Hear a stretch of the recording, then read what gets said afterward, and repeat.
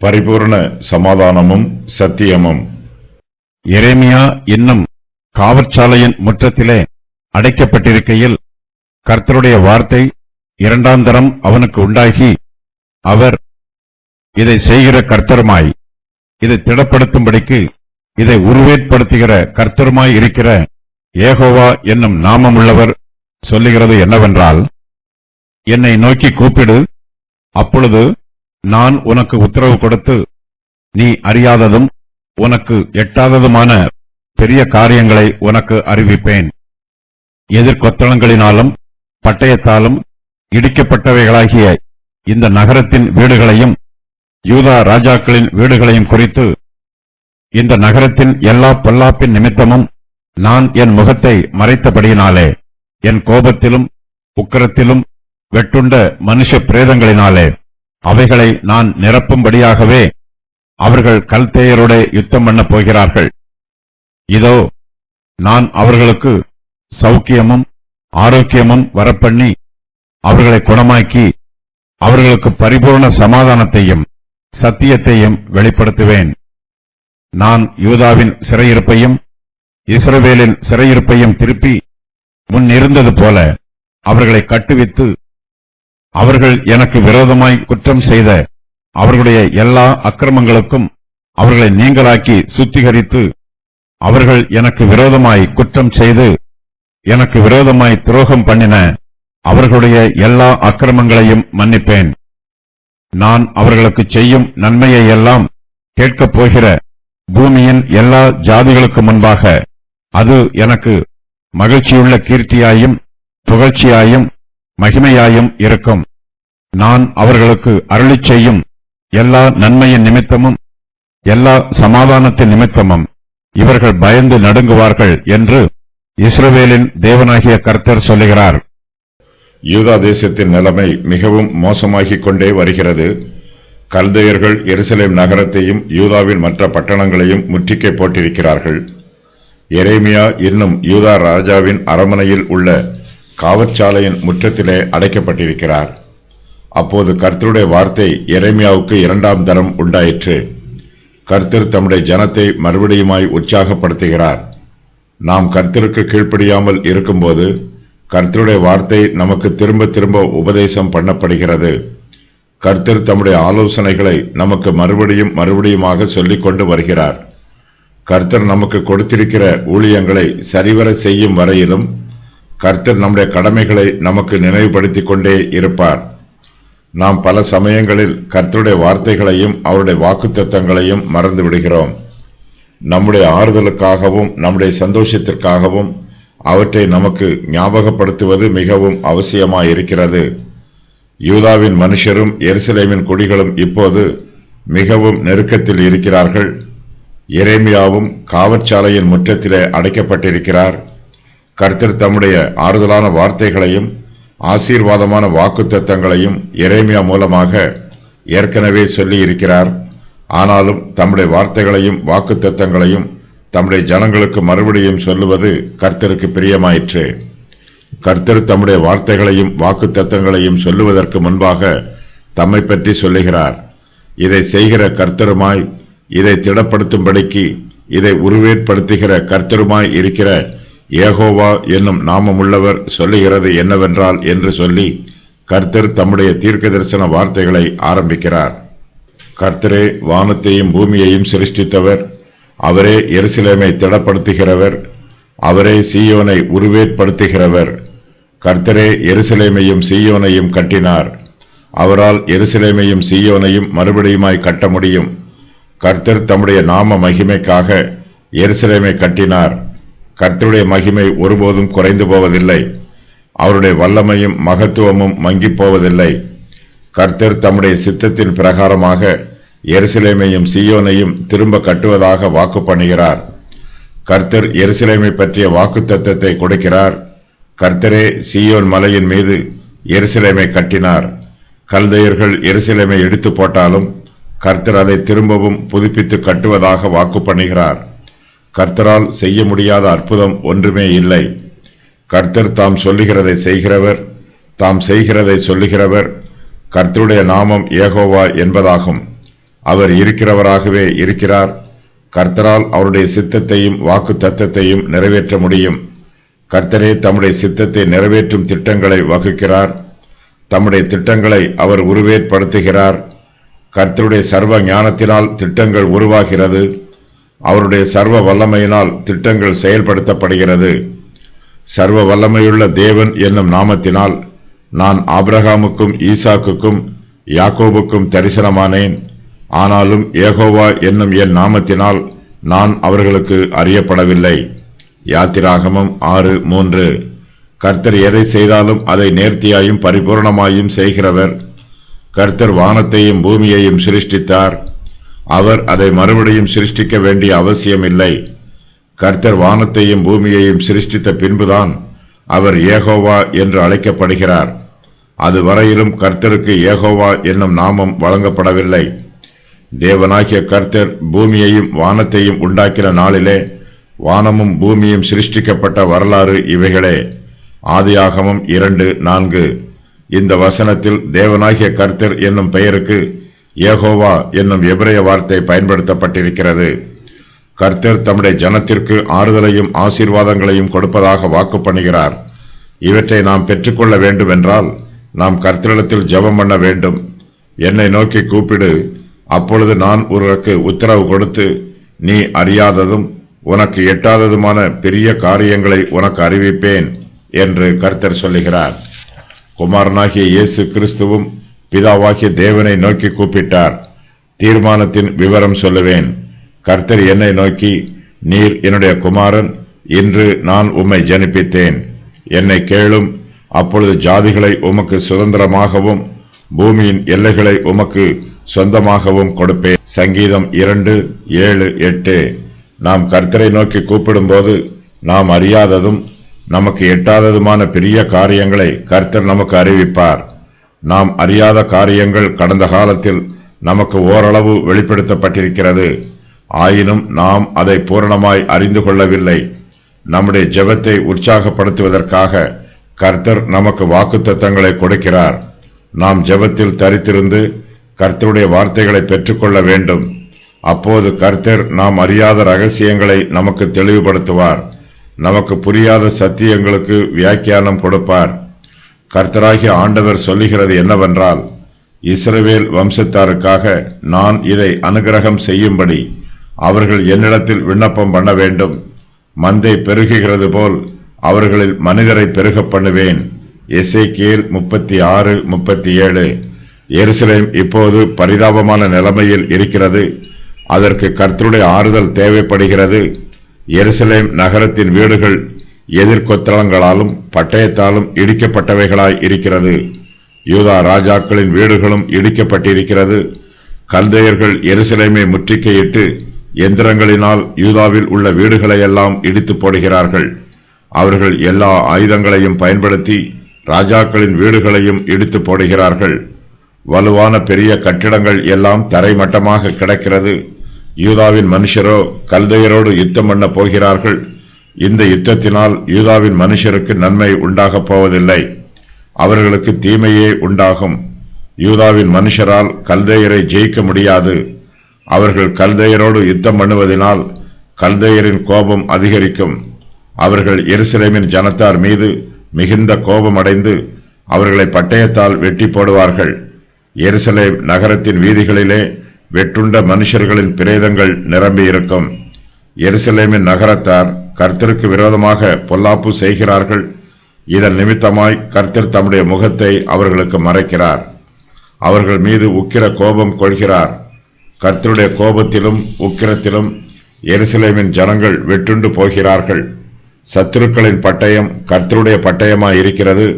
கர்த்தருடைய சித்தத்தின் பிரகாரம் கல்தையர்கள் எருசலேமின் குடிகளை பட்டயத்தினால் வெட்டி போடுகிறார்கள். எருசலேம் குடிகளின் மரணத்திற்கு அவர்களுடைய பொல்லாப்பே காரணம். அவர்களுடைய பொல்லாப்பின் நிமித்தமாய் கர்த்தர் தம்முடைய முகத்தை அவர்களுக்கு மறைக்கிறார். கர்த்தருடைய பிள்ளைகளுக்கு பாதுகாப்பு இல்லாமல் போகிறது. மேலும் கர்த்தருடைய கோபமும் உக்கிரமும் அவர்கள் மீது வெளிப்படுகிறது. கல்தையர்கள் அவர்களை பட்டயத்தினால் வெட்டி போடுகிறார்கள். எருசலேம் நகரத்தாருடைய வெட்டுண்ட பிரேதங்கள் எருசலேம் நகரம் முழுவதிலும் நிரம்பியிருக்கிறது. கர்த்தர் யூதாவையும் எருசலேமையும் தம்முடைய ஆசீர்வாதங்களினால் நிரப்புவதற்கு சித்தமுள்ளவராயிருக்கிறார். அவர்களுடைய துக்கங்கள் சந்தோஷமாய் மாறும். அவர்களுடைய வேதனைகளும் கஷ்டங்களும் அவர்களை விட்டு நீங்கி போகும். யூதாவின் மனுஷரும் எருசலேமின் குடிகளும் குணப்படுத்த முடியாத வியாதியில் இருப்பது போல இருக்கிறார்கள். கீலேயாத்திலே பிசின் தைலம் இல்லையோ? ரண வைத்தியனும் அங்கே இல்லையோ? பின்ன ஏன் என் ஜனமாகிய குமாரத்தி சொஸ்தமடையாமற் போனாள்? எரேமியா 8:22. இன்னும் நீங்கள் ஏன் அடிக்கப்பட வேண்டும்? அதிகமாய் விலகி போகிறீர்களே. தலையெல்லாம் வியாதியும் இருதயமெல்லாம் பலட்சயமாய் இருக்கிறது. ஏசாயா 1:5.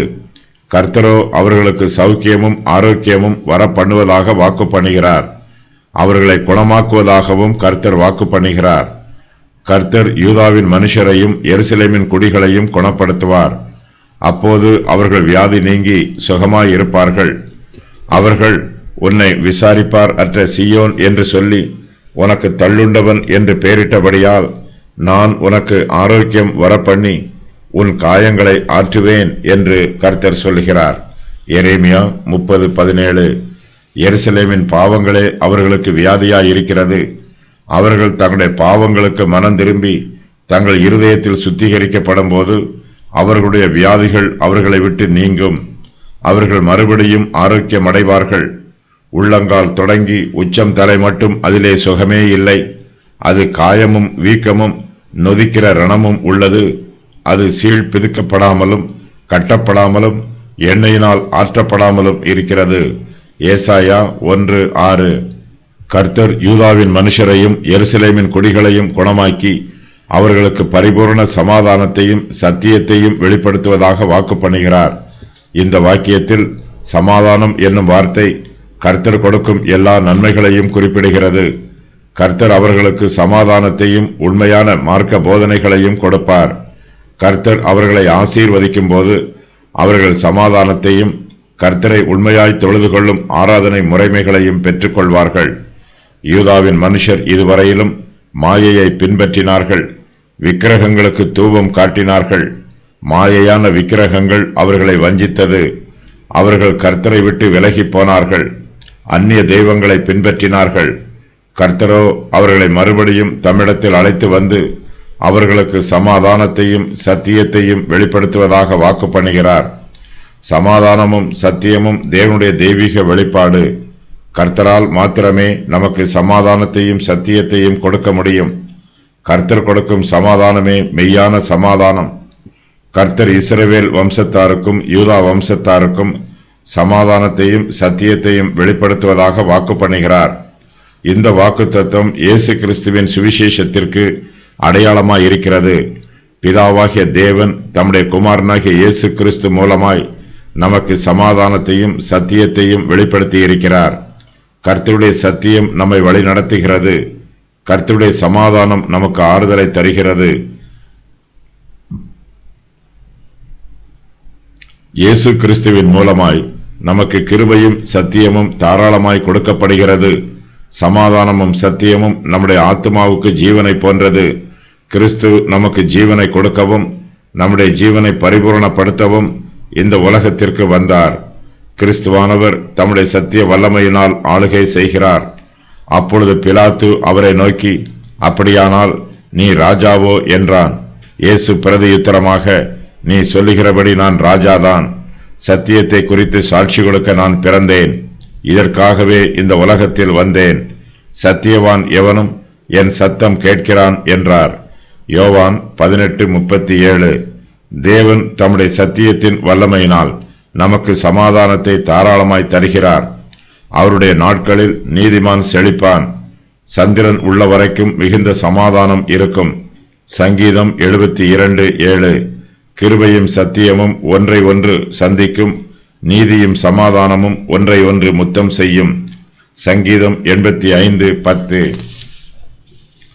கர்த்தர் வெளிப்படுத்தும் தம்முடைய தெய்வீக சமாதானத்தையும் சத்தியத்தையும் நாம் விசுவாசத்தால் பெற்றுக்கொள்ள வேண்டும். அப்போது நமக்கு சௌக்கியமும் ஆரோக்கியமும் உண்டாகும். யூதாவின் மனுஷரும் எருசலேமின் குடிகளும் பல தேசங்களிலே சிதறிப்போய் இருக்கிறார்கள். அவர்கள் பாபிலோன் தேசத்து சிறையிருப்பில் அடிமைகளாய் இருக்கிறார்கள்.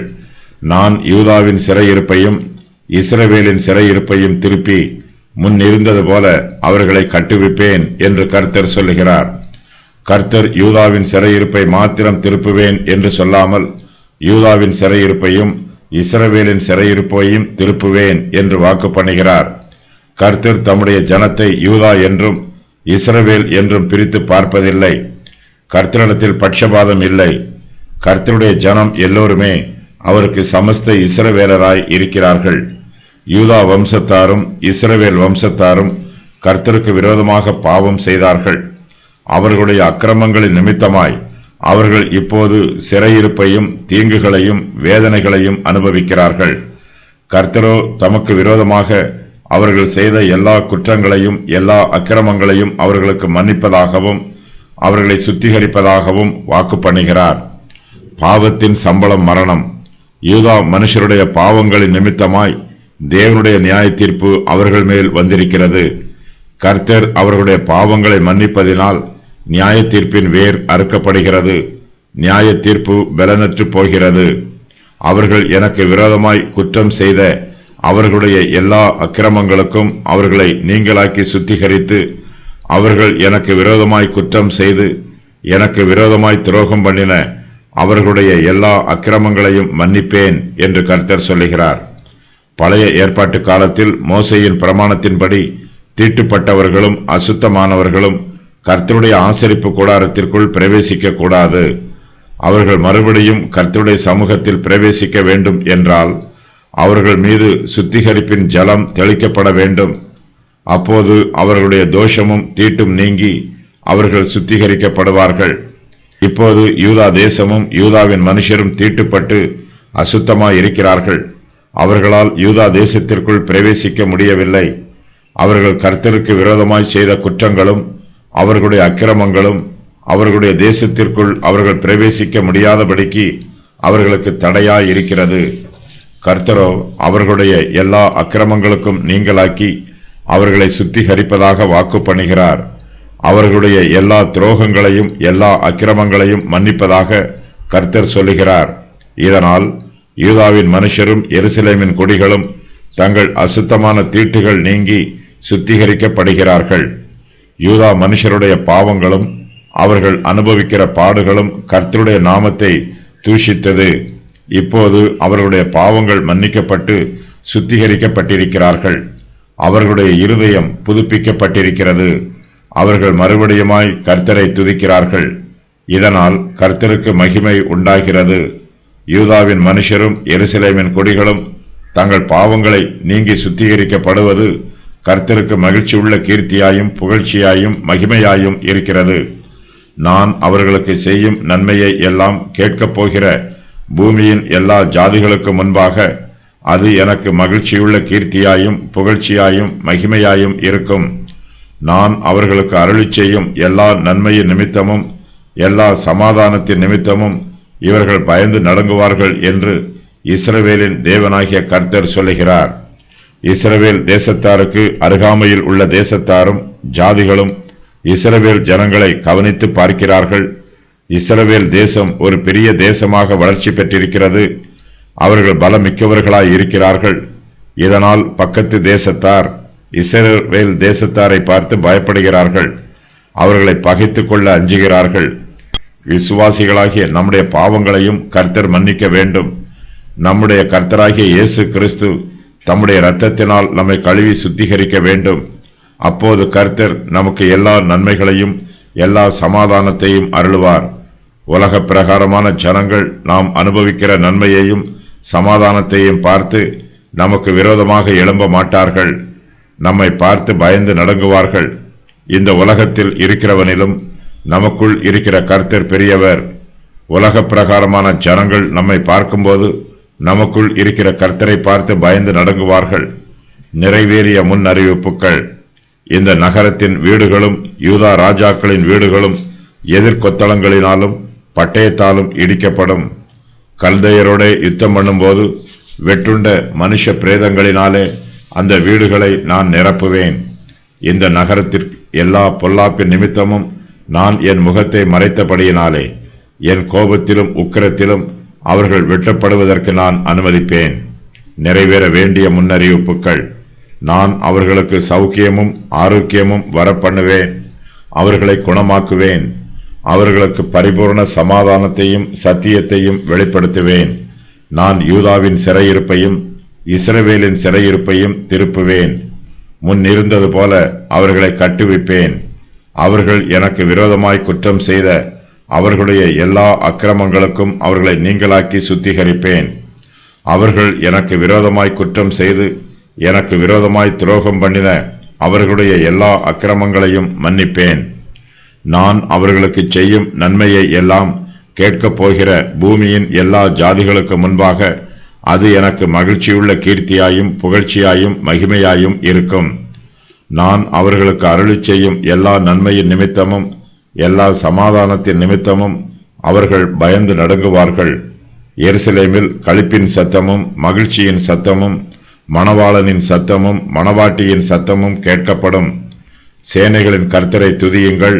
கர்த்தர் நல்லவர், அவர் கிருபை என்றும் உள்ளது என்று சொல்லுகிறவர்களின் சத்தமும் கேட்கப்படும். அவர்கள் முன்னிருந்தது போல் இருக்கும்படி தேசத்தின் சிறையிருப்பை திருப்புவேன்.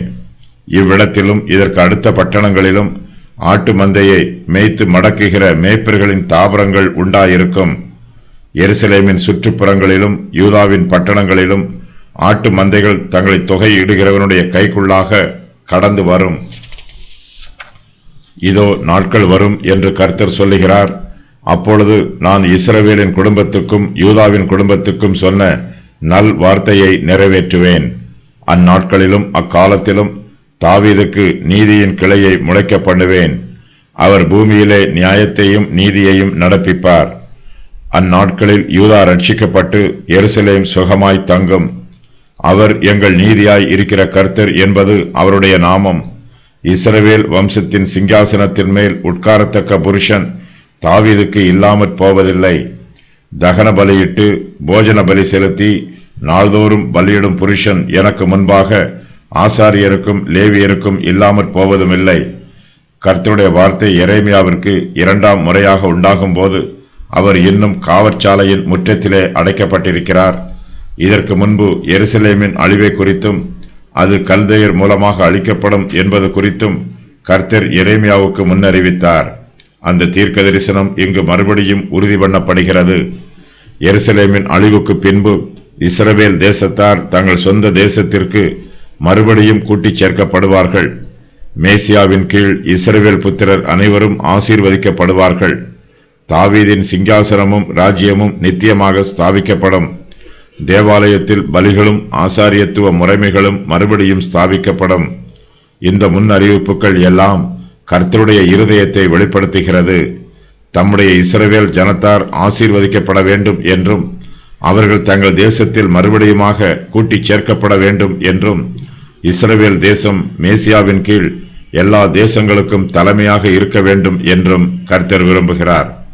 அத்துடன் முழு உலகத்திலும் சமாதானம் இருக்க வேண்டும் என்றும் ஜனங்கள் கர்த்தரை துதிக்க வேண்டும் என்றும் ஒரு குறைவும் இல்லாமல் எல்லா வளமும் பெற்று ஜனங்கள் சந்தோஷமாக ஜீவிக்க வேண்டும் என்றும் கர்த்தர் விரும்புகிறார். இஸ்ரவேல் தேசத்தை நித்திய தேசமாக ரட்சிக்க வேண்டும் என்று கர்த்தர் சித்தம் கொண்டிருக்கிறார். அத்துடன் தாவீதின் ராஜ்யத்தை திரும்ப கட்ட வேண்டும் என்றும் கர்த்தர் தீர்மானம் பண்ணியிருக்கிறார். கர்த்தருடைய சமூகத்திற்கு முன்பாக ஆசாரியர்களும் லேவியர்களும் துதிகளையும் பலிகளையும் நித்திய காலமாக செலுத்துவார்கள். இவையெல்லாம் கிறிஸ்துவின் பலிக்கு அடையாளமாக இருக்கும். இயேசு கிறிஸ்து விலைக்கிரயம் செலுத்தி மீட்டுக்கொண்ட ரட்சிப்பை வரப்போகிற சந்ததியார் அனுபவிப்பார்கள். எரேமியா 33, 4, 5 ஆகிய வசனங்களில் கூறப்பட்டிருக்கும் தீர்க்க தரிசனங்கள் கிமு 606 வருஷத்தில் நிறைவேறிற்று. பாபிலோனின் ராஜாவாகிய நேபுகாத் நேச்சார் யூதாவையும் எருசலேமையும் அழித்தான். இஸ்ரவேல் தேசத்தாரை சிறையிருப்புக்கு உட்படுத்தினான். கடைசி காலங்களில் இஸ்ரவேல் தேசத்தார் எல்லா தேசங்களிலும் இருந்தும் கூட்டிச் சேர்க்கப்படுவார்கள் என்றும் அவர்கள் மேசியாவின் கீழ் நித்திய ராஜ்யமாக ஸ்தாபிக்கப்படுவார்கள் என்றும் எரேமியா 33, 6 முதல் 18 வரை உள்ள வசனங்களில் தீர்க்க தரிசனமாக கூறப்பட்டிருக்கிறது. இந்த தீர்க்க தரிசனம் இனிமேல் நிறைவேறும். எருசலேம் நகரத்தில் உள்ள எல்லா வீடுகளிலும் மனுஷருடைய பிரேதங்கள் நிறைந்திருக்கும். இந்த நகரத்தில் தரிக்கிறவன் பட்டயத்தாலும் பஞ்சத்தாலும் கொள்ளை நோயாலும் சாவான். கல்தையர் வசமாய் புறப்பட்டு போய் விடுகிறவனோ பிழைப்பான் என்று எரேமியா 21:9 தீர்க்க தரிசனமாக கூறப்பட்டிருக்கிறது. இதன்படி நகரத்தில் வெட்டுண்ட மனுஷருடைய பிரேதங்களாக கிடக்கிறவர்கள் பாபிலோனின் சிறையிருப்புக்கு தங்களை உட்படுத்தாமல் கல்தையருக்கு எதிர்த்து நின்றோராவர். எருசலேம் அழிந்தது. அது அழிவதற்கு முன்பாக இருந்தது போலவே அதை கட்டுவதாக கர்த்தர் வாக்கு பண்ணுகிறார். உன் நியாயாதிபதிகளை முன் இருந்தது போல கர்த்தர் திரும்ப கட்டுவார் என்று ஏசாயா கூறியிருக்கிறார். ஏசாயா 1:26. யூதாவின் எல்லா பட்டணங்களிலும் மனுஷனோ மிருகமோ காணப்பட மாட்டார்கள். அவை முற்றிலுமாக அழிந்து போயிருக்கும். இந்த தீர்க்க தரிசனம் 2 முறை நிறைவேறிற்று. கிமு 606 வருஷத்தில் எருசலேம் அழிந்தபோது முதலாவது முறையும், கிபி 70 வருஷத்தில் எருசலேம் அழிந்தபோது 2வது முறையும் இந்த தீர்க்க தரிசனம் நிறைவேறிற்று. வருங்காலத்தில் எருசலேம் திரும்பவும் கட்டப்படும். அப்போது அங்கு மனுஷரும் மிருகங்களும் நிறைந்திருப்பார்கள். இஸ்ரவேல் மறுபடியும் கூட்டிச் சேர்க்கப்படும் போது ஆசீர்வாதம், சௌக்கியமும் ஆரோக்கியமும் பரிபூர்ண சமாதானமும் சத்தியமும், தேசம் திரும்ப கட்டப்படுதல், அவர்களுடைய எல்லா அக்கிரமங்களுக்கும் நீங்கி சுத்திகரிக்கப்படுவது, அவர்களுடைய எல்லா பாவங்களும் மன்னிக்கப்படுவது, பூமியின் எல்லா ஜாதிகளுக்கு முன்பாக மகிழ்ச்சியும் கீர்த்தியும் புகழ்ச்சியும் மகிமையும் உண்டாயிருக்கும். நன்மை நிரம்பி இருக்கும். எல்லா சமாதானமும் நிரம்பி இருக்கும். எல்லோருக்கும் களிப்பும் மகிழ்ச்சியும் உண்டாயிருக்கும். தேவாலயத்தில் கர்த்தருடைய ஆராதனை நடைபெறும். சிறையிருப்பில் இருந்து இஸ்ரவேல் புத்திரர்கள் திரும்பி வருவார்கள். எல்லா இடங்களிலும் மந்தைகள் மேயும். மேசியா ஆளுகை செய்வார். அவர் பூமியிலே நியாயத்தையும் நீதியையும் நடப்பிப்பார். யூதாவும் எருசலேமும் ரட்சிக்கப்படும். அவர்கள் சுகமாய் தங்குவார்கள். தாவீதின் சிங்காசனத்தின் மீது உட்காரத்தக்க புருஷன் தாவீதுக்கு இருப்பான். நித்திய ஆசாரியத்துவமும் பலிகளும் இருக்கும். தாவீதோடு நித்திய உடன்படிக்கை, நித்திய பகலும் இரவும், நித்திய சந்ததியார், இஸ்ரவேலின் நித்திய தேசம்.